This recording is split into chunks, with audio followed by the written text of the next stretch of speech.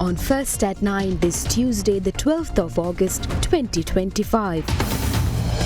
Empowering the youth, President announces plans to hire 62,000 young recruits into the public sector, calls for a resilient economy that fosters job creation. Challenge accepted. Opposition submits a no-confidence motion against Deputy Defence Minister Aruna Jayasekara. Ready to face the motion in Parliament, claims Cabinet spokesman Nalinda Jayatissa. Guns and murders. A former local government councillor falls victim to gun violence. Opposition leader says public security at its lowest today, slamming the government's failure to act decisively. New sheriff in town.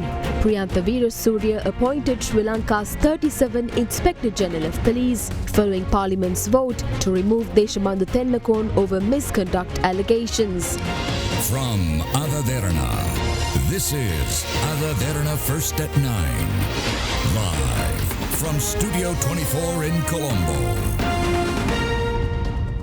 Good evening and welcome to Derana First at 9, Sri Lanka's most trusted news source. I'm Tatya Aranayake, joining you live with the latest in Sri Lanka and around the world. We begin with your top story. President Anura Dissanayake states that the incumbent government's goal is to empower the next generation by equipping talented youths with the skills and opportunities needed for the future. He made these remarks while addressing the National Youth Conference 2025 held today at the Sugatadasa Indoor Stadium in Colombo. The National Youth Conference 2025, organized by the National Youth Services Council, commenced this morning at the Sugatadasa Indoor Stadium in Colombo under the patronage of President Anura Dissanayake.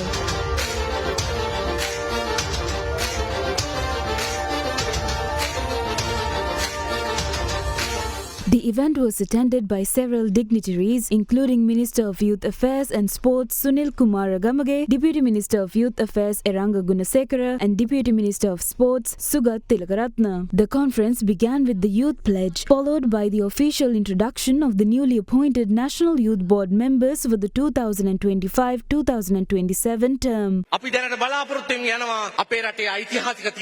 We are about to make a decisive turn in the country's history. The beloved youth representing all areas in Sri Lanka have come together and formed a youth council. However, this council must be conferred with real power. We want to bolster your civic rights. That is why we present various proposals and take steps to ensure your involvement in local government councils, village development committees and district development committees. All those are efforts to empower the youth. මම හිතනවා මෑත කාලේ තරුණ සමුළුවක් පිළිබඳව වැඩිම ආందోලනයේ සහ වැඩිම සාකච්ඡාව සිදු වුණු සමුළුව තමයි මේ පවත්වන්නේ. This was probably the most talked about youth conference in Sri Lanka's history. Never before was a conference embroiled in such controversy. Looking at district level politics or leadership in major companies in the past, those positions were often handed down to children or close associates of political powerhouses. So the fact that there is some commotion now is not surprising. Today we wield executive and legislative power. But from the moment we took office, we knew that a day will come when we must step down. We have no intention of holding on to this power for too long. This country was once in the hands of a decisive group. We have taken the baton from them and one day that same baton will be handed down to you. It is with that intention that we took on this responsibility. For too long we have failed to provide opportunities to those truly deserving them. We have failed to build an economy that creates a space for the talented to thrive. Governments must indeed create jobs, but what has happened is that the government itself has become the primary employer. We aim to modernize our government. To that end, we have secured cabinet approval to hire around 62,000 recruits into the government service. In the past, around 100,000 and 75,000 were taken in bulk without assigning clear responsibilities, wasting potential and knowledge. We will not recruit in bulk. To effectively carry out the functions of the country, we have identified a cadre requirement of 62,000. We have instructed all government institutions to fill these vacancies as soon as possible. Still, the issue of unemployment won't end there. The government must set up an economic apparatus that generates jobs. We have a plan to that end. With government interference, we intend to form an economy that fosters job creation. We also plan to implement significant educational reforms to induce such economic transformation. So what is our intention? Our intention is to build a stable and sustainable economy, and we are ready to take the necessary steps to make that vision a reality. Cabinet spokesman Minister Dr. Nalinda Jayatissa claims that the government will continue to probe the Supreme Sat controversy in light of the various allegations made on the matter in the recent past. He also notes that the BOI's recent reports differ from earlier ones. During the cabinet briefing today, Minister Jayatissa emphasized ongoing efforts to employ unemployed graduates through scientific and transparent state recruitment processes. ඇමතුමා supreme සැට් කතාව තමයි පහුගිය දවස් දෙක තුනේ ප්‍රධානම ප්‍රවෘත්තිය. ඇමතුමිය කාලයක් අරගෙන BOI එකෙන් ලබා දීපු උත්තරේ කියවලා තාම පැහැදිලිව පහුගිය දවසක පාර්ලිමේන්තුවේ අදහස් ප්‍රකාශ කරනකොට අදහස් ප්‍රකාශ කරලා පැය 24ක් යන්න කලින් වසන්ත ඇමතුමා වෙලා කියනවා මේ තොරතුරු වැරදි, නිලධාරීන් ලබා දීපු තොරතුරු වැරදි. තවත් ඇමති කෙනෙක් කියනවා මේක අගමැතිතුමියගේ පෞද්ගලික මතයක් කියලා. ඉතිහාසයේ පුරාවටම මේ අගමැතිතුමා හෝ තුමිය විසින් ලබා දෙන මෙම උත්තරය ඒ රජයේ තීන්දුවක් බවට පත් වෙනකොට කොහොමද මේ අවස්ථාවේ විතරක් මේක අගමැතිතුමගේ පෞද්ගලික මතය කියලා ඇමතිවරයෙක් කියන්නේ. ලෝකයේ තොරතුරු sannivedana තාක්ෂණය සඳහා එක්සත් ජාතීන්ගේ විශේෂ නියෝජිත ආයතනයක් ක්‍රියාත්මක වෙනවා. ඒක තමයි International Telecommunication Union නැත්නම් ITU. Globally, the United Nations recognizes an affiliated body for telecommunication agencies known as the International Telecommunications Union. Sri Lanka's Telecommunications Regulatory Commission is a member of this organization. The TRCSL holds 2 geostationary orbital positions for Sri Lanka at 221.5 degrees and 50 degrees. There is no satellite named Lanka occupying these orbital positions. A search for a satellite named Supreme 1 yielded no results. It has been reported that Supreme 1 satellite was later renamed as ChinaSat 12. However, no satellite by this name is present at the orbital position allocated to Sri Lanka. A search for other satellites named ChinaSat in the area revealed several such satellites, but none occupying the orbit assigned for Sri Lanka. The Supreme Sat company signed an agreement with the BOI on May 23, 2012. Supreme Sat's audit firm is Ranwatta and Company. According to their reports, the firm included satellite assets worth 12 billion rupees in the 2013 to 2014 fiscal year. However, these assets were removed from the accounts in the 2014 to 15 fiscal year. The audit reports submitted to the BOI by Supreme Sat indicate that no income was recorded from the satellite operations. On December 14, 2016, Supreme Sat reported to the BOI that the satellite assets were removed following an agreement with the China Great Wall Industry Corporation. This is the current situation. There is a clear path to resolve this issue. Those involved in the project should come forward and disclose all relevant information. In Parliament, the Prime Minister clearly stated that the facts presented were given by the BOI. I believe the BOI will provide further details. The Sri Lanka Telecommunications Regulatory Commission has also requested additional information from the ITU. With this information, I am confident that the matter can be resolved. The BOI has also presented different facts than those in the earlier report they provided. It is possible that reports from Supreme Sat included their total income generated across all services, not just satellite operations. නායකතුමා සඳහන් කළ තියෙනවා මාලිමාවේ ප්‍රගතිශීලී කණ්ඩායමක් සමග රජයක් පිටවන්න සූදානම් කියලා. මට දැනගන්න ඕන අවුද්දේ ඔබතුමත් ඒ ප්‍රගතිශීලී කණ්ඩායමක. විමල් රත්නායක මහත්මයා අගමැති ලෙස නම් කිරීමට සූදානමක් තියෙන බවට ප්‍රකාශයක් පැතිරෙනවා. යම්කිසි සත්‍යතාවයක් තියෙනවද? There is no truth to that. The government has no plans to change the Prime Minister. Cabinet ministers are working unitedly for the betterment of the country. තුමනේ රැකියා විරහිත උපාධාරීන් ඊයේ උද්ඝෝෂණයක් සිදු කළා. අපි දන්නවා රාජ්‍ය සේවයට බඳවා ගැනීම සම්බන්ධයෙන් අග්‍රාමාත්‍ය ලේකම්වරයාගේ ප්‍රධානත්වයෙන් කමිටුවක් පත් කළා. ඒ තුල මෙම රැකියා විරහිත උපාධාරීන් සම්බන්ධයෙන් අවධානයක් යොමු කරලා නැද්ද කියලා. During the election campaign, we clearly stated that in order to make the state sector more efficient, precise and productive, necessary recruitments will be made. We also promised to not make any unnecessary recruitments. Accordingly, approval has been granted to recruit 62,314 individuals to the state sector. Some recruitments have already taken place, while others are at the examination or interview stage. These processes are being conducted scientifically with a focus on economic capacity, the expansion needs of the state sector, service delivery to the public and the digitalization process. Further approvals will be granted in due course, at which point others can apply. Therefore, protesting prematurely serves no purpose. හොඳම phone එකක් ගන්න ළඟම පාන්ස් එකට යන්න. At this week's meeting, Sri Lanka's Cabinet of Ministers approved allocating 2 billion rupees from the 2025 national budget to implement the district development program aiming to reduce poverty and boost local economies through targeted infrastructure and trade improvements. Also, the Cabinet approved restarting 12 suspended public infrastructure projects across multiple districts to revitalize markets, transport, sanitation and public spaces. The Cabinet of Ministers has approved allocating 2 billion rupees from the 2025 national budget to implement the district development program in all districts. The initiative will improve infrastructure, promote local production, enhance trade facilities, and build institutional capacity. The initiative will improve infrastructure, promote local production, enhance trade facilities, and build institutional capacity. Funds will be distributed based on district poverty levels identified using the multi-dimensional poverty index by the Department of Census and Statistics. The Cabinet has reviewed and supported the Ministry of Power and Energy's National Hydrogen Roadmap aimed at introducing green hydrogen as a clean energy source. Public and stakeholder consultations will shape a policy that aligns with international standards, helping Sri Lanka reduce carbon emissions and diversify its energy mix for long-term sustainability. Meanwhile, the Cabinet has approved commencing procurement for consultancy services to conduct feasibility and environmental studies for floating solar installations on identified reservoirs. With a potential capacity of 3,000 megawatts, the initiative supports the target of 70% renewable electricity generation by 2030 and net zero carbon emissions in the power sector by 2050. Cabinet approval was also granted to open up underutilized state lands to sustainable investors, including SMEs, for economic projects in agriculture, plantations, tourism, livestock, renewable energy, fisheries,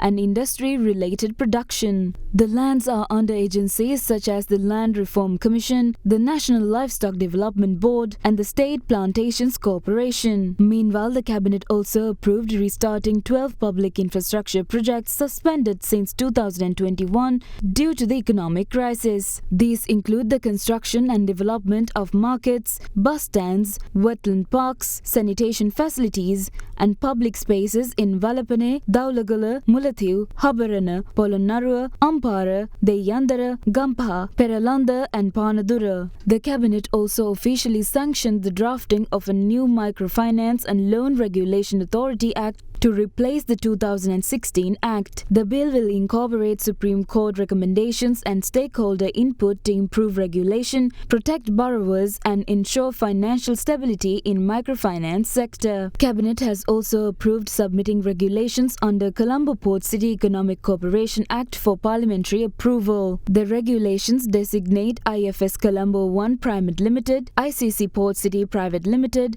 Ceylon Real Estate Holdings Private Limited, and Clothespin Management and Development Private Limited as primary institutions with strategic importance. A no-confidence motion signed by 32 opposition MPs against Deputy Minister of Defence, retired Major General Aruna Jayasekara, was handed over to the Speaker of Parliament today. The no-confidence motion against Deputy Minister Jayasekara contained 15 charges relating to his conduct before and after the devastating Easter Sunday attacks. However, Cabinet spokesperson Dr. Nalinda Jayatissa asserts that the government remains unfazed by the opposition's motion. In the wake of a controversial revelation made by Sri Lanka Muslim Congress MP Nizam Karyappar, heated public discourse erupted over the appointment of retired Major General Aruna Jayasekara to the office of Deputy Minister of Defence. Off the back of this impassioned political debate, the opposition led by the Samaga Janabala Vega resolved to file a no-confidence motion against Deputy Minister Aruna Jayasekara. Accordingly, the no-confidence motion signed by 32 opposition MPs was handed over to Speaker of the House Dr. Jagat Vikramaratne today at the Speaker's office in Parliament. The no-confidence motion filed against Deputy Minister Jayasekara contained 15 charges. The charges include the controversial appointment of Deputy Minister Aruna Jayasekara as Commander of the Eastern Provinces Security Forces in the wake of the constitutional coup in 2018 and his active service as the Commander of Security Forces East during pivotal moments in the lead up to the Easter Sunday Sunday attacks. The pivotal moments so cited include the Vaunathu police killings and the Saindamarthu explosion. The motion also raised alarm over the fact that the Criminal Investigation Department has recorded a statement pertaining to the Easter Sunday attacks from Deputy Minister Jayasekara. Furthermore, considering the power of office wielded by Deputy Minister Jayasekara, the motion claims that certain military officers may hesitate to share details pertinent to the Easter Sunday attacks with the CID. The motion filed by the opposition also drew attention to recent remarks made by Reverend Father Cyril Gamini, who raised concern over possible interference in ongoing investigations considering Deputy Minister Jayasekara's dereliction of duty during his military service and the prominent ministerial position he wields at the moment.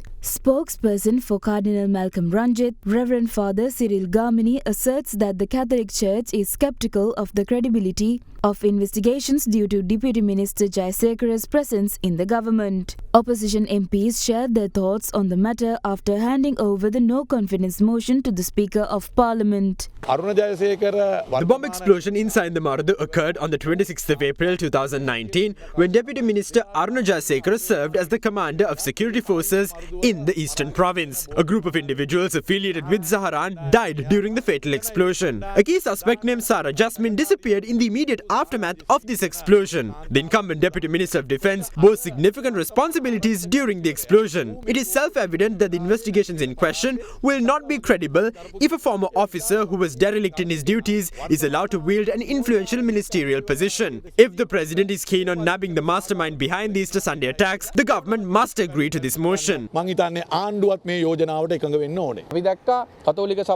heard spokesman for the Catholic Church, Reverend Father Cyril Gamini, publicly claiming that Deputy Minister Aruna Jayasekara's voluntary resignation is imperative for a credible and transparent investigation. We heard spokesman of the Catholic Church, Reverend Father Cyril Gamini, publicly claiming that Deputy Minister Aruna Jayasekara's voluntary resignation is imperative for a credible and transparent investigation into the Easter Sunday attack. If the government intends to render justice to the victims of the Easter Sunday attacks true to their conscience, they must support this no-confidence motion. They must dismiss Aruna Jayasekara from office. We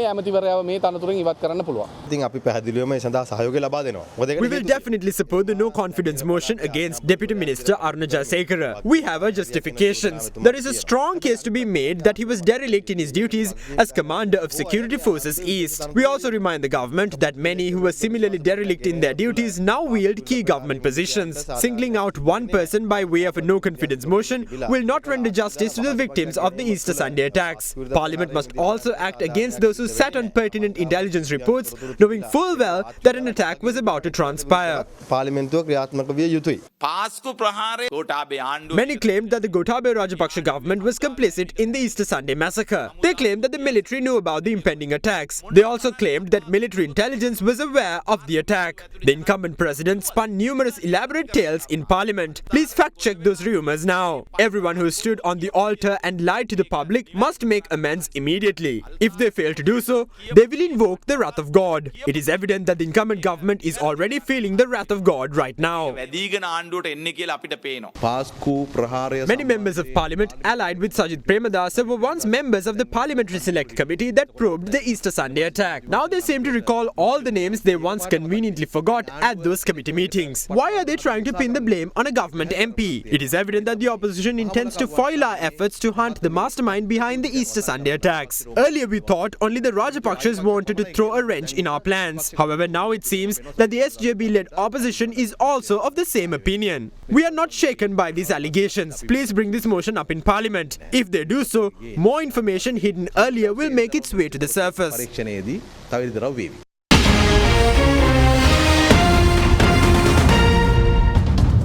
Welcome back to First at 9. Now in more local news, the Constitutional Council approved President Anuruddha Dissanayaka's recommendation to appoint Acting Inspector General of Police Priyantha Veerasurya as the 37th Inspector General of Police of the country. The position of IGP became vacant following the removal of former IGP Deshabandhu Tennakon through a resolution in Parliament. The 36th Inspector General of Police of Sri Lanka, Deshabandhu Tennakon, faced allegations of misconduct, notably linked to the W15 hotel shooting in Waligama, among other charges. A parliamentary committee found him guilty and recommended his dismissal. Following this, on the 5th of August, Parliament passed a motion for his removal by majority vote. The Speaker subsequently forwarded the resolution to the President, who formally dismissed Tennakon from office. Subsequently, acting IGP Priyantha Weerasuriya was nominated for the permanent post. The Constitutional Council unanimously approved his appointment during a meeting held this afternoon. Weerasuriya, now the 37th Inspector General of the Sri Lanka Police, began his career in 1988 as a police constable. Notably, Priyantha Weerasuriya is the first officer in the 158-year history of the police service to rise from the rank of police constable to Inspector General of Police. He was appointed acting IGP in September 2024 following a Supreme Court interim injunction that barred Tennakon from functioning as IGP. Notwithstanding the best efforts by law enforcement agencies, organized crime and criminal activity continues to proliferate at the expense of human lives. The latest unfortunate addition to this year's long list of victims who succumbed to gun violence is Shanth Mudun Kotuwa, a former local government councillor of the Homagama Pradeshiya Sabha. Mudun Kotuwa, who is also suspected to have ties to organized crime, was gunned down at around 1:10 p.m. in Meegoda.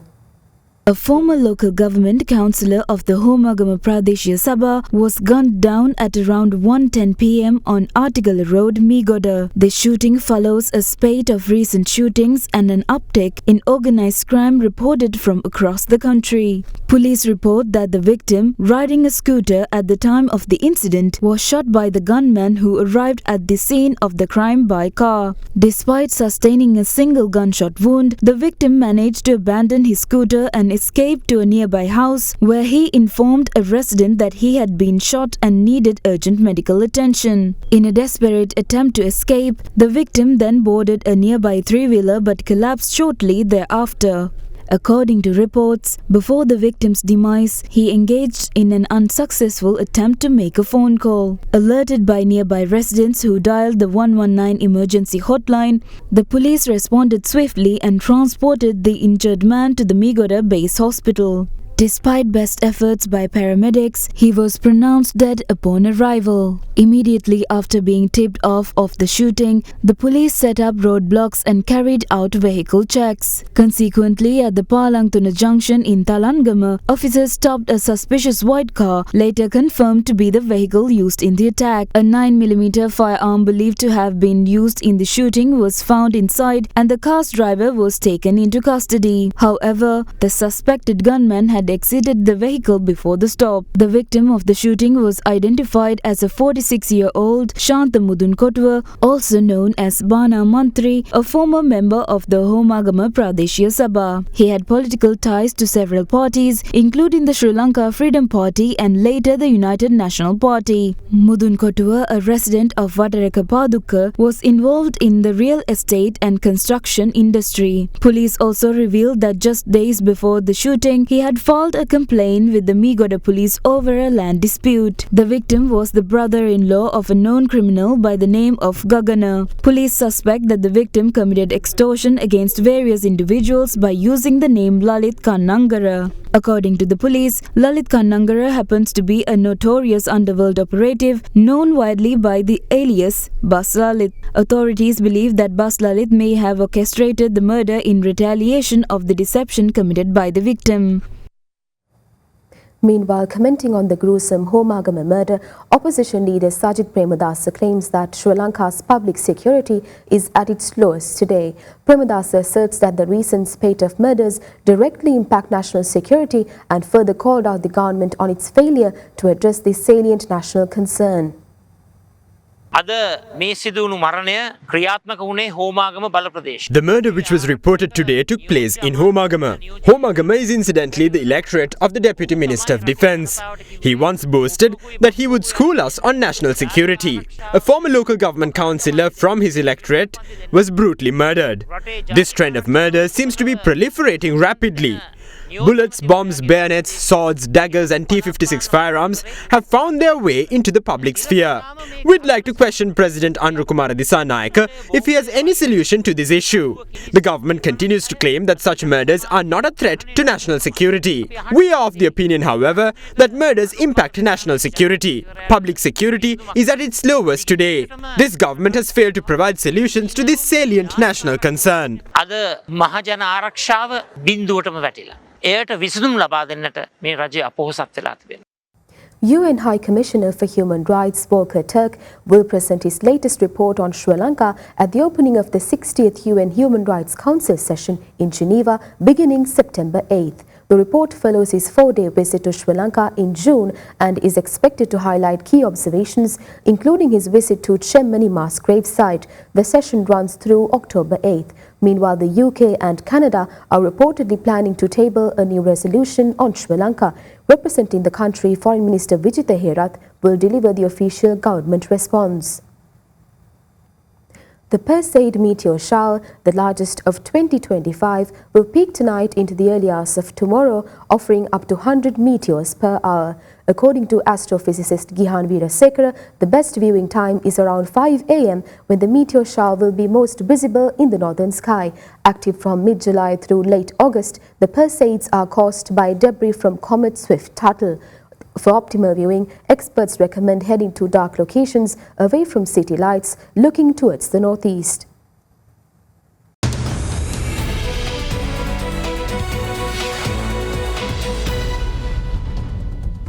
Welcome back.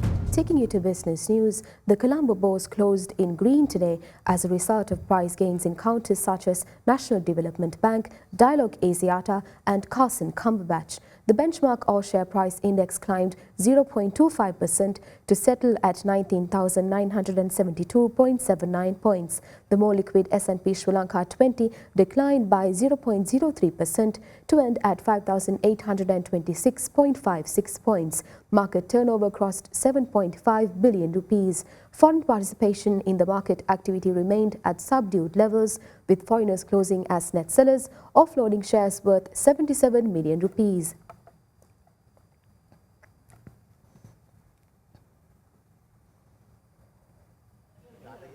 Now let's take a look at the day's foreign exchange rates.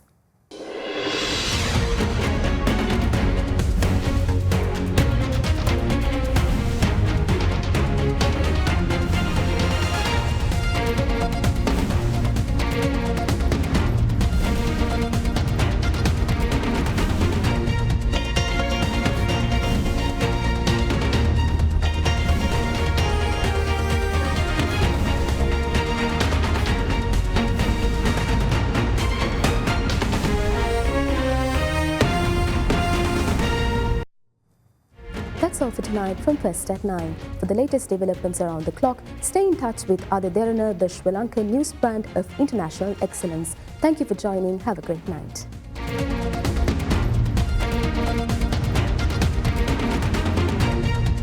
For news and information you can trust 24 hours a day, visit adaderana.lk.